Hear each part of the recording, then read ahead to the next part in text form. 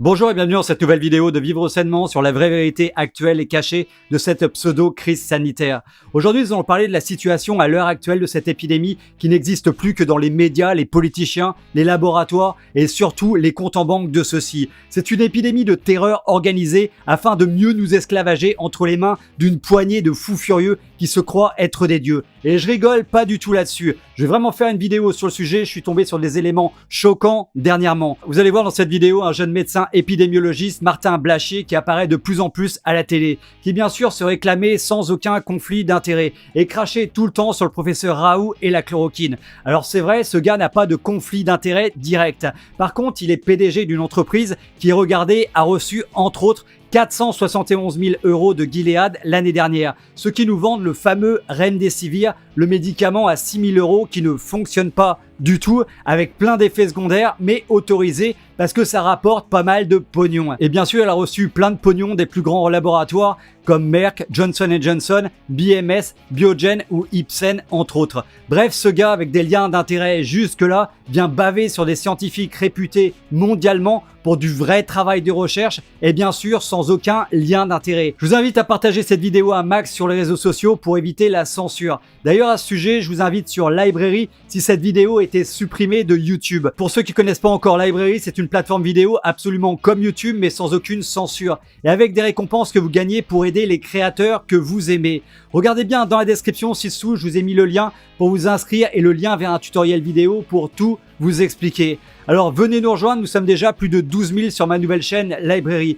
et je commence à publier des vidéos qui auraient été censurées partout ailleurs. D'ailleurs hier sur Library, je vous ai mis une vidéo en ligne d'un ex-politicien français, un ex-ministre qui aime beaucoup les enfants, si vous voyez ce que je veux dire. Une dernière chose, je vous réserve une énorme surprise sur Library dans la semaine prochaine. Vous allez voir, ça va être énorme. Je vous remercie aussi de votre aide pour ma cagnotte Tipeee et ma cagnotte Paypal pour mes vidéos qui sont démonétisées. Allez, on commence tout de suite, je vous promets, il va y avoir du très lourd, c'est maintenant.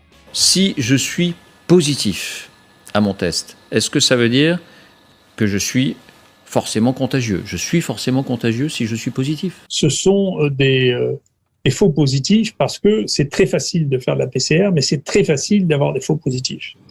Et donc, nous, dans ce qu'on vérifie, il y a beaucoup de gens qui ont un résultat positif qui viennent chez nous et on a entre 25 et 40% de faux positifs. Le test répond à la question positif ou négatif, donc porteur du virus ou pas porteur du virus, mais il n'indique pas quelle est la charge virale. Or, c'est l'une des clés, selon des chercheurs américains, citées par le New York Times. Selon eux, 90% des personnes testées positives ne porteraient en fait pas suffisamment de virus pour être contagieuses, parce que les tests sont très sensibles et détectent des charges virales minimes. En dessous d'une certaine concentration virale, en réalité, il n'y a pas de virus vivant. C'est ça, il n'y a pas de virus vivant en dessous de la charge virale, d'une certaine charge virale. Voilà.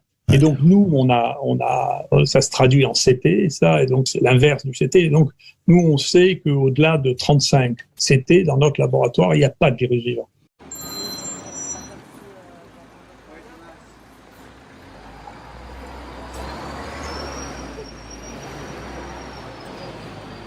C'est bien toute la difficulté. Arriver à se faire tester quand on a des symptômes, c'est le cas d'ailleurs d'une personne qui travaille dans l'équipe de C'est dans l'air, qui essaie de se faire tester et qui n'arrive pas à se faire tester alors qu'elle est malade, et des gens qui sont dans une extrême prévention et qui vont se faire tester visiblement 4 fois en 3 mois. Faut-il s'inquiéter de la hausse du nombre de cas de contamination? Il ne faut pas particulièrement s'en inquiéter.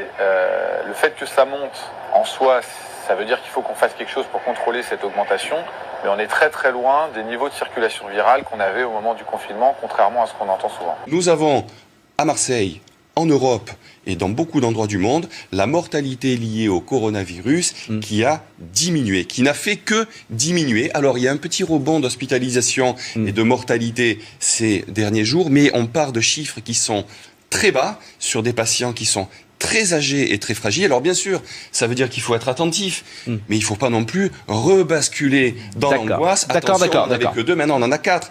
Après avoir nié la deuxième vague, l'équipe Raoult aujourd'hui ne la nie plus. Elle ne l'appelle pas deuxième vague, elle l'appelle rebond. C'est ce qu'a dit Parola tout à l'heure, je l'ai bien entendu, il a dit ça vers 9h20. Oui, mais c'est pas la même chose. Non, c'est la même vague. C'est pas la même chose, c'est pour ça que c'est dangereux. Le nombre de patients atteints du Covid-19 et hospitalisés en réanimation a très légèrement augmenté en France, plus 1% au cours des dernières 24 heures. Pourquoi le nombre d'hospitalisations n'augmente-t-il pas? Parce que nous sommes face à une épidémie qui n'en est pas. C'est-à-dire qu'une épidémie sans malade, sans personne à l'hôpital, sans mort.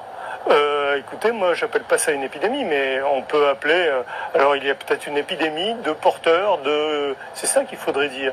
Épidémie de porteurs du virus, mais ils ne sont pas malades. Donc une épidémie de non-malades, qu'est-ce que c'est? Vous prévoyez donc 65 000 morts de plus, même s'il y a une distanciation sociale obligatoire et le port du masque.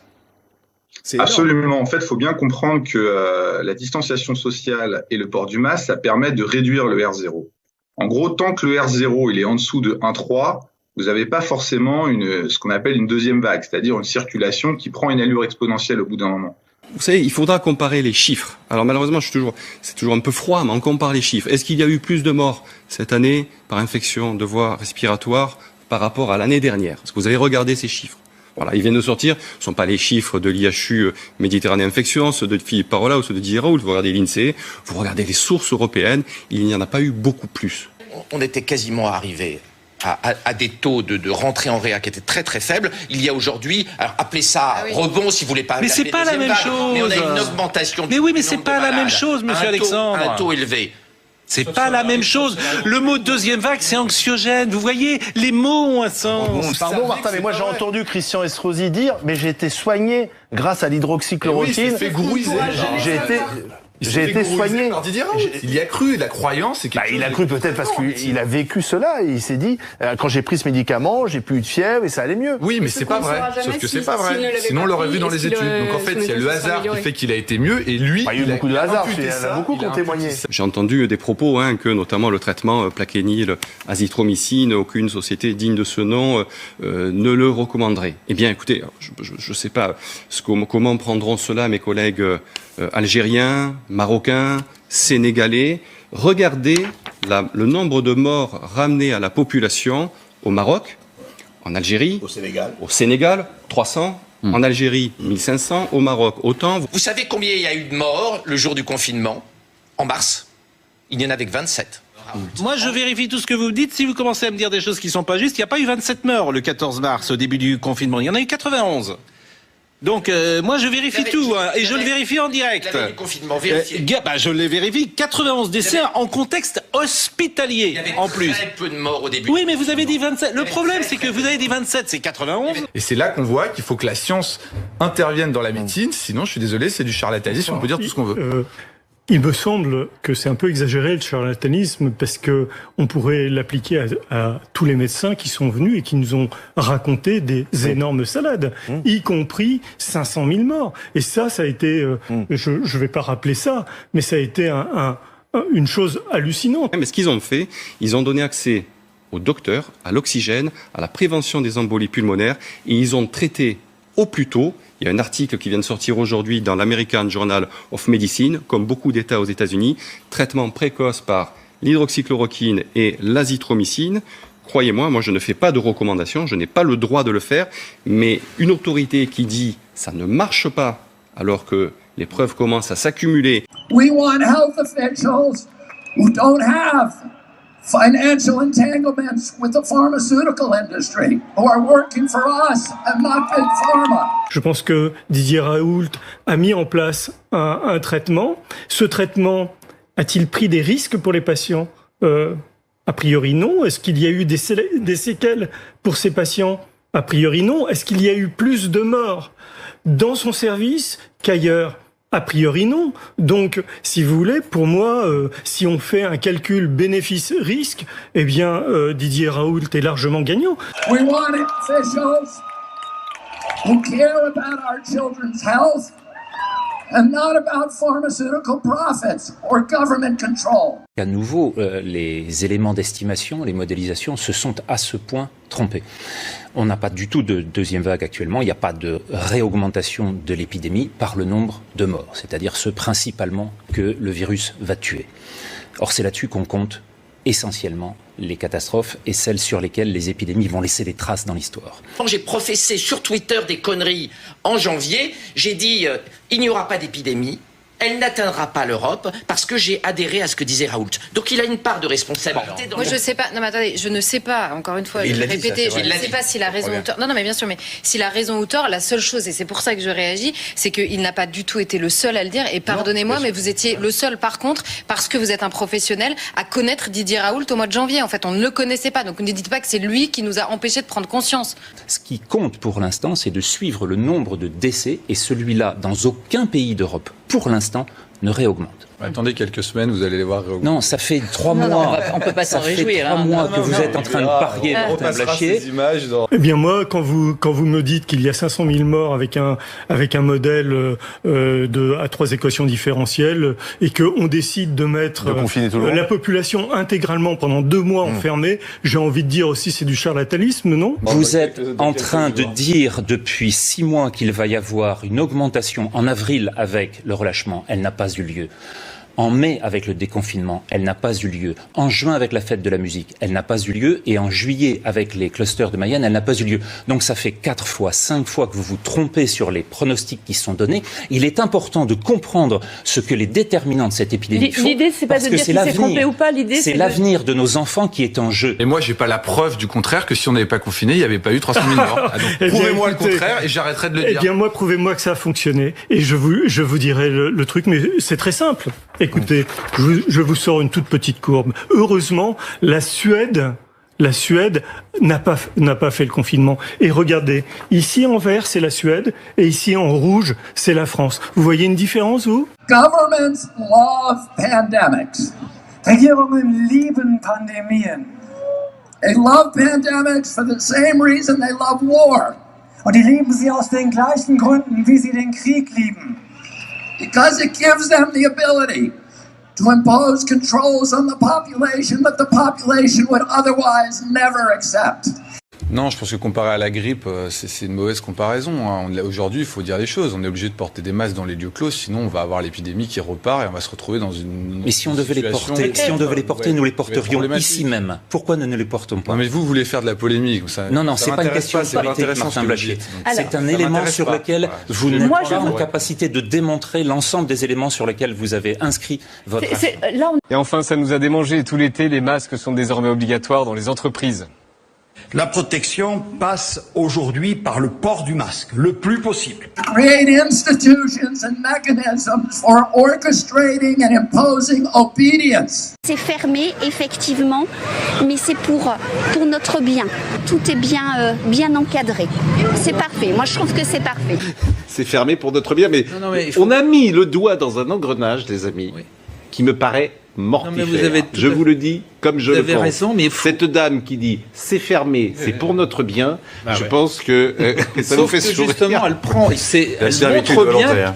Comment? C'est la servitude volontaire. And all of these big important people like Bill Gates and Tony Fauci have been planning and thinking about this pandemic for decades. Planning it so that we would all be safe when the pandemic finally came. And yet, now that it's here, they don't seem to know what they're talking about.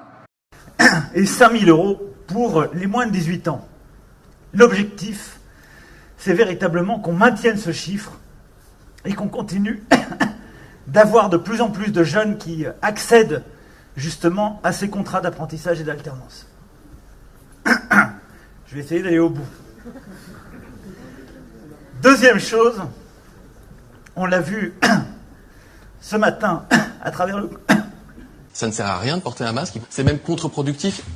Surtout porter un masque dès à présent, comme le dit le porte-parole. Il faut dès à présent porter le plus largement et le plus régulièrement possible un masque. Il ne faut pas en porter. Le port du masque, il faut vraiment le porter. Ouais. En population normale, moi, j'ai jamais porté de masque depuis le début de l'épidémie. C'est pas compliqué, ils attaquent tous. Tous.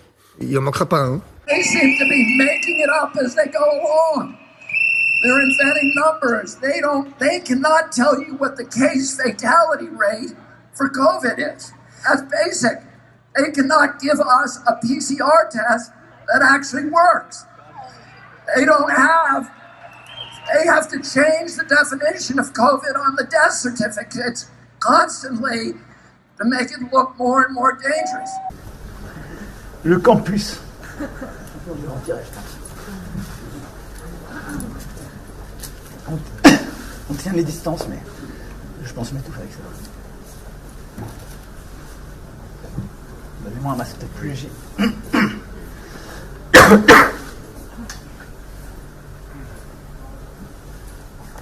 One thing that they're good at is pumping up fear. Un exemple, les Alpes-Maritimes. La préfecture interprète son arrêté comme obligeant le port du masque en voiture. Même quand on est seul. Est-ce que ça a vraiment du sens? Non, mais on est gouverné par les fous. C'est vrai qu'on est gouverné par les fous. T'imagines, en mars, t'avais 500 morts par jour. Le masque était, on s'en foutait du masque. Il était pas obligatoire. Aujourd'hui, 15 morts par jour. Faut mettre le masque partout. The only thing a government needs to make people into slaves is fear. And if you can figure out something to make them scared, you can get them to do anything that you want. Je vais donc m'appliquer les règles que le gouvernement a édictées et que je vais respecter scrupuleusement. D'abord, je précise que pour aller sur le tour, comme le prévoyait le protocole, je m'étais fait tester, que j'ai évidemment porté un masque tout le temps. Donc comme en fait on combat deux virus, la Covid-19 et la connerie gouvernementale, moi je dis allons plus loin dans la connerie, sortons mais vraiment masqués, mais tu vois, avec plusieurs couches de masques, tu vois, on pourrait faire justement des concours. Voilà, donc moi je mets ça, après je mets ça, tu vois. Il faut porter le masque dès qu'on sort. L'usage du masque en population générale n'est pas recommandé et n'est pas utile. J'espère que vous portez toujours le masque. J'ai aucune raison d'en porter. Je n'ai aucune raison d'en porter. Et quand on est au travail, dans des espaces partagés, portez le masque. Parce que d'un point de vue sanitaire, ça rime à rien. Après, je rajoute la cagoule, faut sortir masqué, donc pourquoi pas la cagoule? C'est beau la cagoule. Et je rajoute ma petite touche personnelle, voilà. Sortez masqué, mais personnalisé. They haven't done a very good job about protecting public health. Sie haben keinen guten Job gemacht, die Gesundheit des Volkes zu schützen. But they've done a very good job at using the quarantine to bring 5G into all of our communities. Il y a les pour, il y a les contre. Mesures inutiles, par exemple, pour Martin Blachier. Quasiment tous les clusters identifiés, c'est des clusters qui sont en intérieur. Pour l'instant, on n'a pas de clusters extérieurs qui ont été identifiés, faites de la musique, même les rave parties, les soirées sur les plages, c'est pas ça qui est à l'origine de clusters. En revanche, le travail, les bars, les boîtes de nuit dans le nord-est de l'Espagne, en extérieur, il y a suffisamment de brassage d'air pour faire que la concentration de virale dans l'air soit insuffisante pour s'infecter. And to shift us all, to begin the process of shifting us all to a digital currency, which is the beginning of slavery. Que je me suis efforcé de respecter les gestes barrières, que je vais donc immédiatement subir un test moi-même, c'est tout à fait normal, et que j'observerai les règles. Je précise tout de suite que je me sens parfaitement en forme, et donc je vais continuer, mais en appliquant les règles, à exercer ma fonction de chef du gouvernement. Because if they control your bank account, they control your behavior. Ils doivent le porter obligatoirement dehors, mais je le redis, quand ils travaillent, par contre, effectivement, ils ont des dérogations, et plus particulièrement quand ils travaillent dehors. Jusqu'à midi, entre 10h et midi, le port du masque n'est pas obligatoire, mais à midi 1, il le devient. Il y a les médecins qui ont fait ça, Anne-Claude Crémieux, le professeur Combe, qui ont été faire une tribune dans le Parisien pour dire qu'il faut absolument porter le masque dans les lieux clos, puisqu'il y a la théorie de la socialisation. Ça venait de la science, ça avait un substratum scientifique, ça a été appliqué, c'est très bien. Et là maintenant, qu'est-ce qu'on a? On a des gens qui viennent sur les plateaux dire mais les Français sont incapables de comprendre qu'il faut porter un masque à l'intérieur et pas à l'extérieur. C'est beaucoup trop compliqué pour eux. Vous imaginez intérieur, extérieur, enlever le masque, mettre le masque, c'est trop compliqué. Donc le problème, c'est qu'on va dire ça, c'est bien trop compliqué. Mais la nuit, moi je mets le masque aussi. And is that why they're spending $5 trillion on 5G? Und sie geben Billionen von Dollars aus für 5G? No. The reason is for surveillance and data harvesting. It's not for you and me. It's for Bill Gates. It's for Jeffrey Zuckerberg. And it's for Bezos and all of the other billionaires. Et c'est montré dans tous les papiers. J'ai revu toute la littérature. Il y a même des modèles qui ont été faits. Et les modèles le disent très bien. Il y a trop de renouvellement d'air en extérieur pour que la charge virale soit suffisante pour infecter les gens. Ça ne veut pas dire que ça n'arrive jamais. Ça veut dire que ça arrive extrêmement peu. Et d'ailleurs, la plupart des pays font le masque dans les lieux clos et font pas le masque en extérieur. En Asie, ils portent le masque en extérieur à cause de la pollution. Moi, mon amie vietnamienne, elle me le dit. Elle me dit, on a toujours porté le masque en extérieur pour la pollution. Ah, c'est ça. Alors pourquoi le port du masque ne sert à rien ? J'ai les courbes de Santé publique France. Je ne sais pas si vous les voyez, mais il suffit d'aller sur Internet, vous les avez. Vous avez les courbes de Santé publique France, qui est un organisme d'État, qui est un organisme public, qui dit que la première courbe en haut montre que c'est le nombre des entrées en réanimation. Il y a eu le pic de mars-avril et on a une décroissance continuelle depuis fin mai pour arriver à un taux quasiment nul maintenant. Pardon, je retourne ma voix.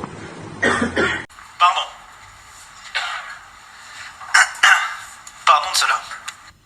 Voilà, une petite précision quand même, parce que ça a été dit aujourd'hui, le chef de l'État s'est fait tester, il est négatif. Voilà, donc les personnes qui lui faisaient face tout à l'heure, a priori, ne risquent rien. Vous avez le taux des hospitalisations qui a montré un pic aussi en mars-avril, et on a quasiment plus grand-chose maintenant. Et vous avez le nombre des décès, et comme le professeur Toussaint, que j'admire et que je respecte, dit c'est le nombre de décès qui est le seul critère actuellement à retenir dans une épidémie comme la nôtre. Le taux de décès, maintenant, il y a un plateau. Il y a quasiment plus de nouveaux décès au Covid. That's only the beginning. He also will be able to follow you on all of your smart devices through biometric facial recognition, through your GPS. You think that Alexis is working for you. She isn't working for you, she's working for Bill Gates, spying on you. On a trouvé beaucoup trop de personnes âgées, décédées chez elles parce qu'elles n'avaient plus mangé, parce qu'elles n'avaient plus bu, ou tout simplement avec ce fameux syndrome de glissement, parce qu'elles pensaient que la vie allait s'arrêter de toute façon pour elles. Authority will abuse every power that we relinquish to them. And right now we are giving them the power to micromanage every bit of our lives. 24 hours a day. They're going to know where we are. We're going to know the money that we spend. Hier soir à mon hôtel. Il est tombé. Voilà, un hôtel. Maintenant, il faut sonner. Bon, je sonne. Une fois qu'on a sonné, il faut se nettoyer les mains. Parce que moi, je t'aurais pas ouvert. Je me nettoie les mains. Ensuite, je vais pour entrer. Ah non, monsieur, il faut suivre les flèches de droite. Ah oui. Pas facile. Alors qu'entre la ligne de droite et de gauche, il y a 20 cm d'écart. Mais c'est pas de sa faute. Donc j'ai pris la ligne de droite. J'arrive devant la personne. Il y a un grand plexiglas. Elle a un masque, j'essaie de lui donner mon nom, à travers le masque elle n'entend pas, donc je me penche. Pourquoi obliger 67 millions de personnes à porter un masque alors qu'il n'y a plus rien? Pourquoi? On fait des dépistages, ça aussi c'est Santé publique France. On fait des dépistages à l'appel. On trouve, selon le Progrès de Lyon, 42 673 cas positifs. Ils sont où les malades? Ils sont où les morts? Ils sont dans des fosses communes qu'on nous cache. Il n'y a plus de morts, il n'y a plus rien. It gives them the ability to obliterate the middle class, to destroy the institutions of democracy, to shift all of our wealth from all of us to a handful of billionaires, to make themselves rich by impoverishing the rest of us. On arrive, elle me donne ma clé. Mais une fois qu'elle m'a donné ma clé, je dois me nettoyer les mains. Ensuite, je vais à l'ascenseur. L'ascenseur, elle m'a donné un petit objet pour ouvrir la porte, de façon à pas toucher la porte. J'appuie sur le bouton de l'ascenseur, dans lequel je trouve, comme à Las Vegas, il y a des machines à sous. Maintenant, dans les ascenseurs, il y a distributeurs de gel hydroalcoolique. Je me renettoie les mains. On n'a jamais eu les mains aussi propres. Non, mais ça, oui, on n'a jamais eu les mains aussi propres, ça c'est sûr. Mais on devient dans une parano totale pour pas avoir 39 de fièvre. Ça devient totalement disproportionné.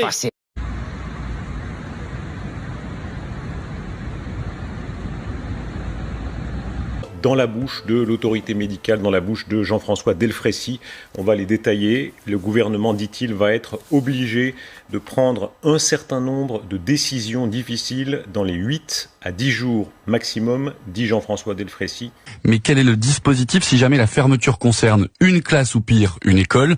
Là, Jean-Michel Blanquer a été clair, tout au long de cette année, les familles ne doivent pas être perturbées dans leur vie courante, a-t-il expliqué, notamment au travail, par une quelconque fermeture. They're going to have access to our children. They're going to have the right to compel unwanted medical interventions on us. Pas question donc d'accorder en masse des arrêts de travail ou de recourir à l'activité partielle.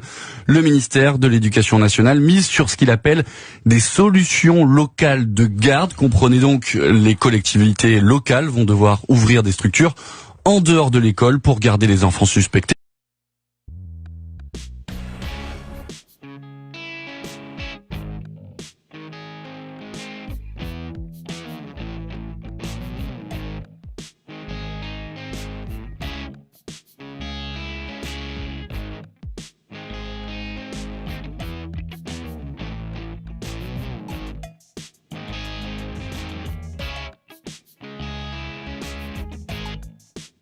Vous avez qu'à regarder les gens qui vont sur les plateaux de télévision, combien ils ont gagné dans les 4 dernières années, ça va vous faire peur. Hein.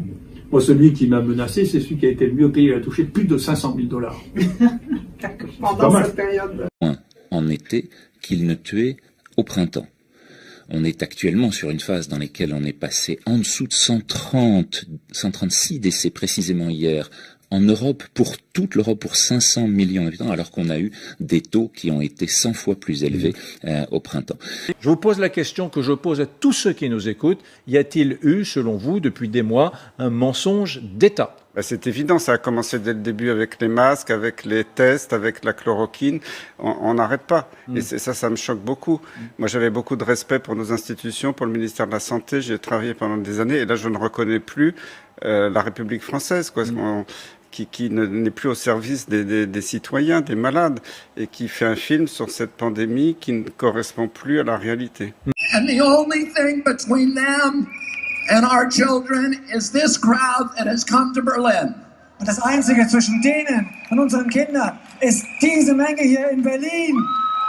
And we're telling them today, you are not going to take away our freedom. You are not going to poison our children. We are going to demand our democracy back. Thank you all very much for fighting.